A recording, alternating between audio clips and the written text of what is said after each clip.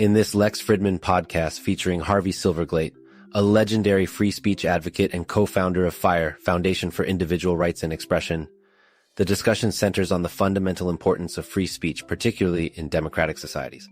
Harvey Silverglate believes that free speech is the most important right that Americans have, and that it is named in the First Amendment to the Constitution for a reason. He is an absolutist, believing that without free speech, no democratic society can remain democratic for long. According to Silverglate, hate speech is much more important than love speech because it helps us identify who we should not turn our backs on. However, many schools ban hate speech, which he believes is a disservice to students who should be taught the glory of the First Amendment and the importance of expressing honest views. He argues that hate speech should be brought to the surface rather than operating in the shadows. The conversation then moves to the connection between freedom of speech and freedom of thought. Silverglate explains that thoughts start in the brain and then come out of the mouth, and censorship of speech eventually leads to censorship of thought. In a free society, people must be able to speak to each other, to engage in collective reasoning and decision-making. Therefore, he believes that free speech leads to better decisions because people can put their views on the table in a frank and accurate way. Harvey Silverglate, on the Lex Fridman Podcast, elaborates on the idea that free speech absolutism is necessary for a diverse and successful society. He acknowledges that hate speech can be quite painful, but living in a free society requires some discomfort. Moreover, he states that diversity in opinions and backgrounds is key to making better decisions through clash and compromise. The importance of the First Amendment in America, which is underpinned by free speech absolutism, is emphasized by Silverglate. He also believes that hate speech doesn't lead to physical violence on a large scale, as we have developed a culture where individuals are more likely to voice their disagreement than physically harm each other. He acknowledges that the internet poses a new challenge for free speech and freedom of reach. However, he believes that the rules should remain the same and that free speech absolutism should still rule, as it is one of the few things that both sides of the political spectrum agree on.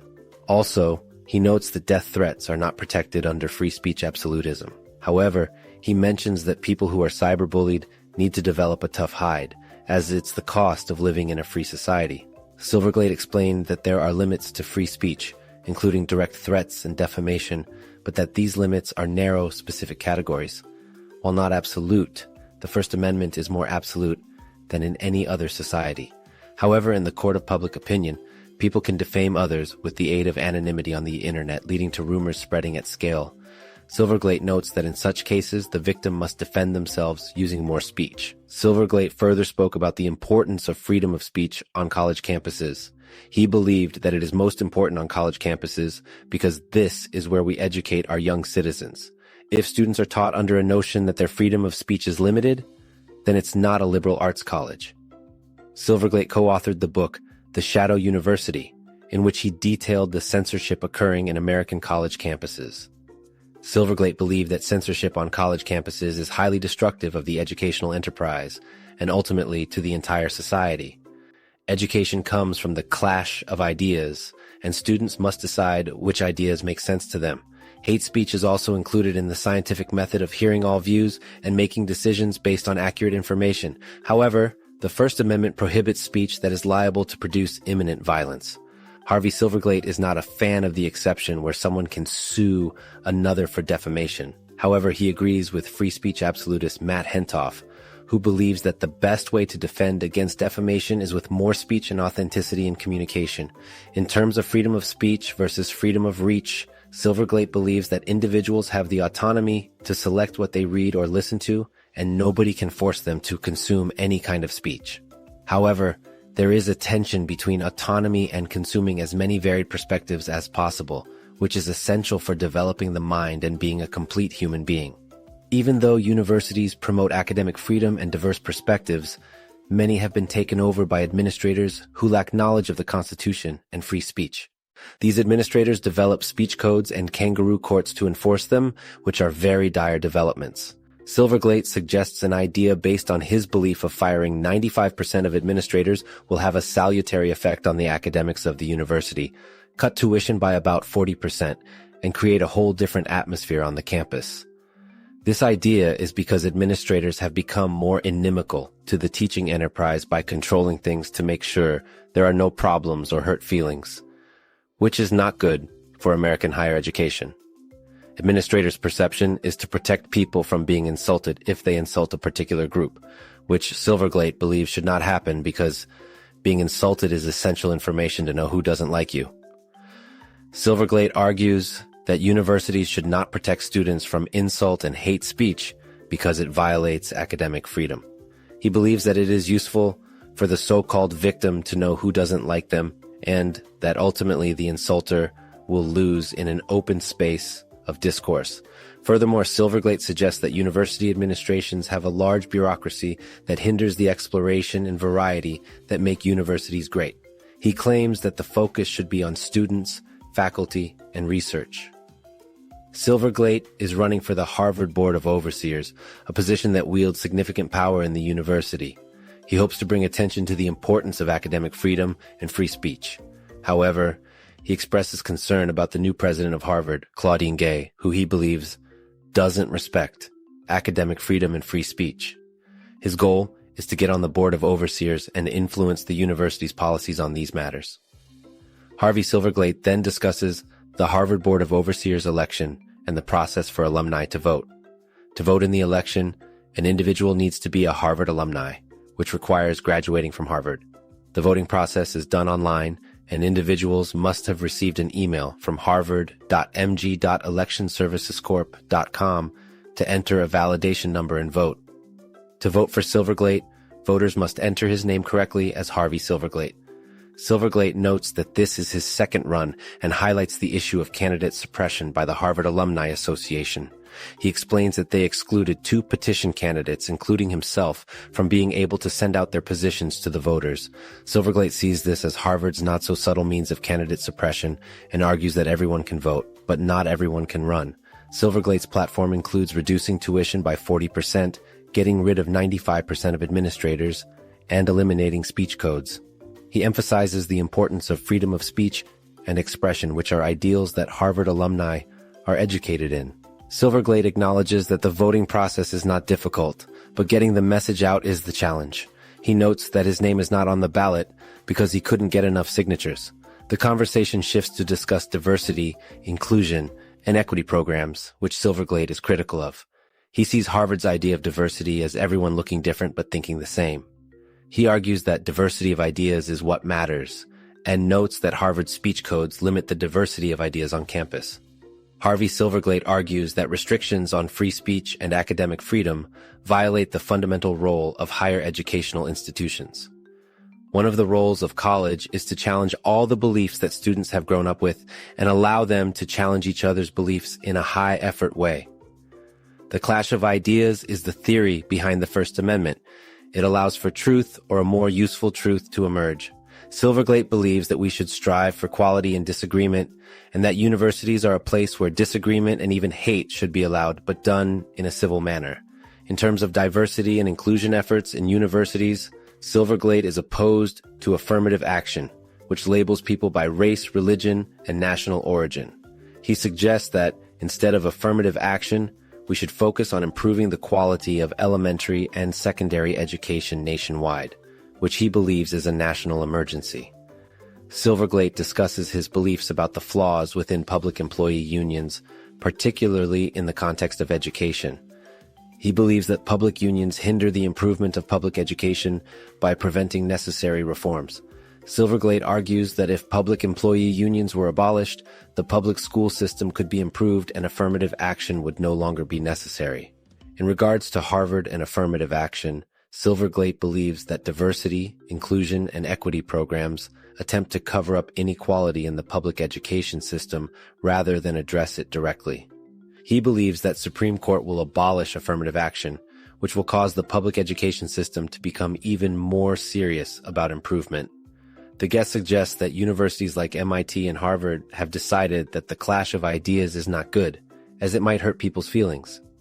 He points out some incidents of academics, professors, or speakers facing censorship in Ivy League universities. The guest also discusses the controversy surrounding the donation of buildings at universities. Silverglate argues that universities should name buildings, monuments, or museums after people if they donate to the university and require it as a condition. Additionally, he believes that universities should not erase or change the names of controversial figures or donors, as this helps expose their legacy and their sometimes dark past. Harvey Silverglate and Lex go on to discuss the lack of willingness within academic institutions to acknowledge their past mistakes. Harvey tries to communicate with President Eisgruber, who never answered his question about rewriting history falsely. Harvey believes academic administrators know what they are doing is wrong, but are ashamed and feel like they have no other choice. They are afraid of being criticized for racism or homophobia, but Harvey thinks that there are more people who agree with him than them. He states that academics are afraid they would be criticized, and they're very thin-skinned, politically correct, and holier than thou. Harvey thinks that it takes courage and guts to be in the administration tasked with protecting the freedom of speech, which requires admitting and upholding past mistakes rather than hiding them. Harvey also discusses the controversy around the acceptance of donations from individuals who have done bad things, such as accepting money from Jeffrey Epstein. He doesn't think universities should make moral tests of donors because not every donor is as bad as Epstein, but he believes that the university has the right to limit the naming rights for a donor. Harvey says that he is flexible enough to have limits like not naming a building after someone who is truly evil like Jeffrey Epstein. Although money is essential to run a university, Harvey thinks that there is a tension between needing money and making ethical decisions in terms of accepting donations. Harvey argues that universities should not have a morals test and that his duty as a lawyer is to represent unpopular people. However, he draws the line when it comes to naming buildings after controversial donors. Lex expresses his emotional response to Jeffrey Epstein and how it sickens him that people abuse their power over students.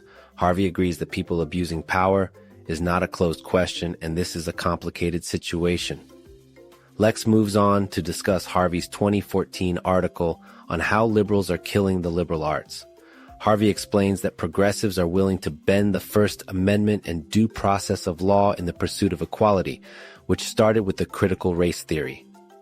He believes that true equality can only be attained by giving real education to the lower classes. Lex brings up the issue of controversial faculty members, using Jordan Peterson as an example, and asks about the role of the university in protecting free speech on campus. Harvey believes that universities have an absolute obligation to protect academic freedom and free speech.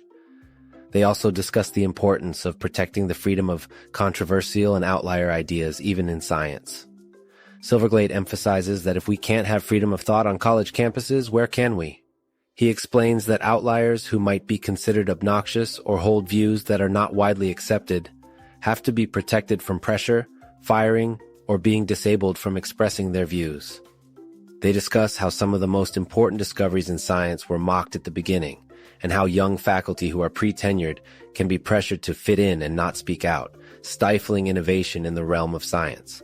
Silverglate shares a story about how he was offered a tenure-track position at Harvard Law School, but turned it down because he saw that administrators were overrunning the place, and faculty members, especially untenured ones, were afraid to say things that might not help them in their tenure quest.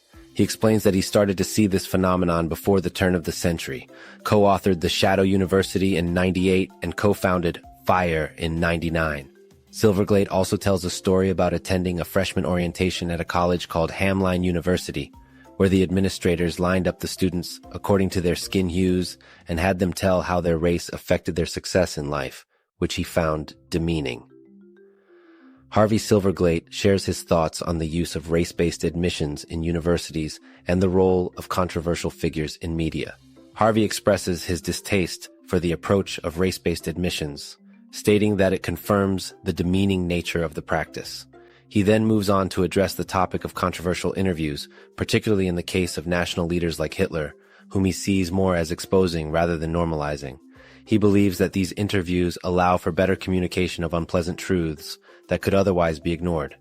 When asked about his colleague and friend Alan Dershowitz, who famously defended controversial figures like Jeffrey Epstein and Mike Tyson, Harvey acknowledges that Dershowitz is a criminal defense lawyer who takes the constitutional rights of his clients seriously.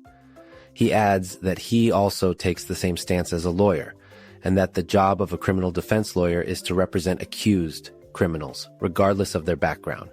Harvey cites Dershowitz's refusal to represent Trump in his second impeachment trial as evidence of his personal policy to only represent somebody once, as he did not want to be House counsel to the mafia. Silverglate talks about ethical lines in criminal defense and the politics surrounding it. He mentions a lawyer who refused to continuously represent clients like the mafia, stating that it's unethical to do so.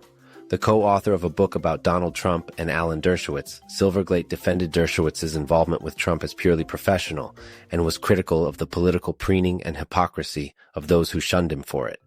He agreed with the thesis of the book, which states that the efforts to get Trump are a significant threat to civil liberty, citing the pressure put on prosecutors to bring unwarranted charges against him. He believes that Trump has cheated on taxes, but argues that the current attempts to indict him for it are politically motivated. Silverglate discusses his belief that the FBI is a corrupt organization and should be abolished. He attributes this corruption to the FBI's first director, J. Edgar Hoover, who established a culture that cannot be changed. Silverglate advises people to never talk to an FBI agent and explains that the agents often write down what they wish you had said, rather than what you actually said. He believes the corruption in the FBI is in its culture, which is resisting the Constitution of the United States, particularly the First, Fourth, and Fifth Amendments. When asked about mass surveillance programs by the NSA and other organizations, Silverglate states that wiretapping and electronic surveillance are very intrusive and should only be used in certain circumstances, such as cases of murder or serious extortion. He believes that the use of wiretapping in drug cases is a terrible violation of privacy. Silverglate also discusses the nothing to hide argument and explains that under the federal criminal code, it is very easy to be charged with a crime. He states that anything can be made a federal crime if the means of interstate communication or travel are used, which allows the feds to indict in many areas of American life. Overall, Silverglate believes that the FBI is a wholly corrupt organization that cannot be reformed and that mass surveillance programs should only be used in limited circumstances. Harvey also talks about the American criminal justice system, the Supreme Court, and his personal life. He mentions how the federal government's limited authority in criminal cases is illusory because they can indict anyone they want. Silverglate believes the jury system to be the strength of the American criminal justice system because 12 ordinary people have to unanimously agree in order to convict someone. He criticizes the current Supreme Court for overruling precedents and treating it as if it doesn't have any role, which he sees as a huge mistake. He goes on to discuss how some congressmen on the Democratic side are looking to enlarge the court to propagate a more liberal agenda, but he sees this as short-sighted because it could lead to a constant fiddling with a very important institution. Silverglate then talks about his mortality and how he did not expect to live this long because he thought it was genetic. He mentions that he takes pride in demonstrating that a lawyer does not have to go with a law firm in order to make it, and that one can write one's own ticket. This is exemplified by how he refused to take Vorenberg's invitation for a tenure-track position at Harvard Law School. Finally, he tells the story of how he originally wanted to be a physician and marry the daughter of his family physician until he won a fellowship to spend the summer in Paris and realized that he wanted to be a lawyer and not marry Carolyn. Silverglate shared that Paris had a transformative effect on his life, and he has a personal connection to the movie Casablanca, which he watches every Valentine's Day. Fridman expressed his admiration for Silverglate's work in promoting free speech and wished him the best of luck in his bid for the Harvard Board of Overseers. Fridman said, "I think what you stand for in the realm of freedom of speech is, I think, the thing that makes these universities great institutions in American culture, and I'll do everything I can to help you succeed." Silverglate believes in the importance of free speech and civil liberties, and he has spent his career fighting for these ideals. As the podcast drew to a close, Fridman shared a quote from Harry S. Truman, emphasizing the dangers of silencing opposing voices. The quote states, "Once a government is committed to the principle of silencing the voice of the opposition, it has only one way to go, and that is down the path of increasingly repressive measures until it becomes a source of terror to all its citizens and creates a country where everyone lives in fear."